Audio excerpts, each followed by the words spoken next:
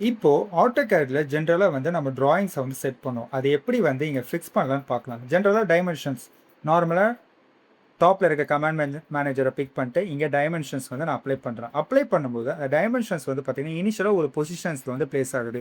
இதே ஒரு base line dimensions இல்ல ரேண்டமா multiple number of the large number of the அசெம்பிளிஸ்ல டிஃபரெண்ட் டைமென்ஷன்ஸ் வந்து பிளேஸ் பண்றீங்க. அப்ப என்னோட பர்ட்டிகுலர் பாயிண்ட்ட வந்து நான் ஸ்ட்ரெச் பண்ணணும்.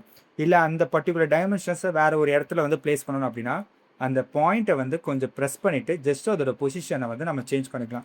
இது நார்மல் தானே. இது ஜென்ரலாவே நம்ம கிளிக் பண்ணி வந்து பிளேஸ் பண்ணிக்கலாம் அப்படின்ற ஒரு ஐடியா இருக்கும். இங்க தான் எக்ஸாக்ட்டா சென்டர்ல இருக்க அந்த வேர்ட்ஸ வந்து நம்ம கிளிக் பண்றோமா, கிளிக் பண்ணிட்டு வித் லீடரோட நான் மூவ் பண்ணணுமா, வெறும் டைமென்ஷன்ஸ மட்டும் வேற ஒரு ஏரியால பிளேஸ் பண்ற மாரி. இப்ப பிளேஸ் பண்ணிட்டேன்.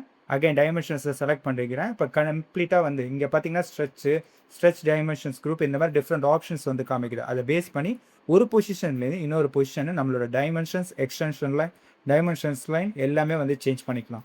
ஓகேவா? பார்த்தீங்கன்னா மறுபடியும் வந்து சேஞ்ச் பண்றேன். கம்ப்ளீட்டாவும் வந்து நம்ம பிளேஸ் பண்ணிக்கலாம். 2 டிஃபரெண்ட் டைமென்ஷன்ஸும்.